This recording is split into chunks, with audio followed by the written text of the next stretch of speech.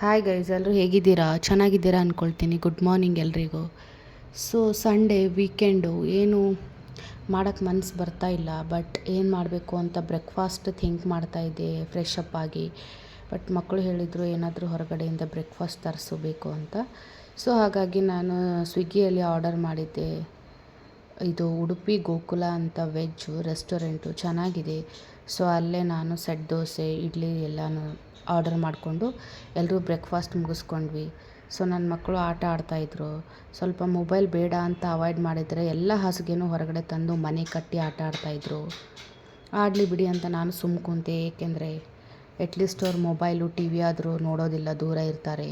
ಸ್ವಲ್ಪ ಎಕ್ಸ್ಟ್ರಾ ಕೆಲಸ ನನಗೆ ಆದರೂ ಪರವಾಗಿಲ್ಲ ಅಂತ. ನನ್ನ ಮಗ ನೋಡಿ ಊಟ ಬಿಟ್ಟರು ಬಿಡ್ತಾನೆ ಒನ್ ಟೈಮ್. ಬಟ್ ವಿಭೂತಿ ಹಚ್ಚೋದು ಮಾತ್ರ ಬಿಡೋದಿಲ್ಲ. 3 ಟೈಮ್ಸ್ ವಿಭೂತಿ ಅವನು ಹಚ್ಚಲೇಬೇಕು. ನೀವು ಯಾವಾಗಲೂ ನೋಡಿ ಅವನ ಹಣೆಯ ಮೇಲೆ ವಿಭೂತಿ ಇದ್ದೇ ಇರುತ್ತೆ. ನನಗೆ ತುಂಬ ಇಷ್ಟ. ಎಷ್ಟು ಚೆನ್ನಾಗಿ ಸಂಸ್ಕಾರನ ಕಲ್ತಿದ್ದಾನೆ ನಮ್ಮದು ಅಂತ. ಯಾವಾಗಲೂ ಬೇಕು ಅವನಿಗೆ, ಯಾವಾಗಲೂ ಹೈಜೀನ್ ಮೇಂಟೈನ್ ಮಾಡ್ತಾನೆ, ಫ್ರೆಶ್ ಆಗಿರೋದು. ಸೊ ನನಗೆ ಅವನದೆಲ್ಲ ಲಕ್ಷಣಗಳು, ಗುಣಗಳು ತುಂಬ ಇಷ್ಟ ಆಗಿಬಿಡುತ್ತೆ.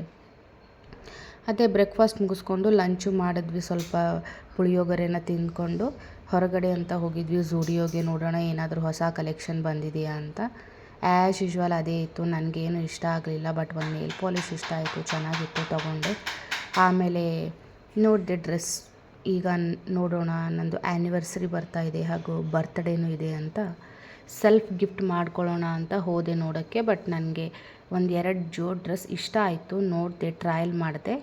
ಒಂದು ಸೈಜ್ ಸಿಗಲಿಲ್ಲ, ಒಂದು ಸೈಜ್ ತೊಗೊಂಡೆ, ಎತ್ತಾಕೊಂಡು ಬಂದುಬಿಟ್ಟೆ. ಸ್ಲಿಪ್ಪರ್ಸ್ ಎಲ್ಲ ಈ ಸಲ ಝುಡಿಯೋದಲ್ಲಿ ಚೆನ್ನಾಗಿ ಕಲೆಕ್ಷನ್ಸ್ ಬಂದಿತ್ತು.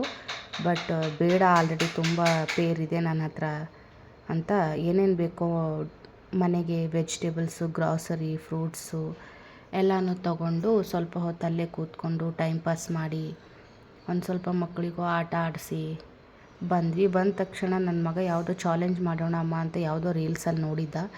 ಟ್ರೈ ಮಾಡಿದ್ವಿ. 2-3 ಟೈಮ್ಸ್ ಟ್ರೈ ಮಾಡಿ ಫೈನಲಿ ಸಕ್ಸಸ್ ಆದ್ವಿ. So this is the vlog. Thank you guys.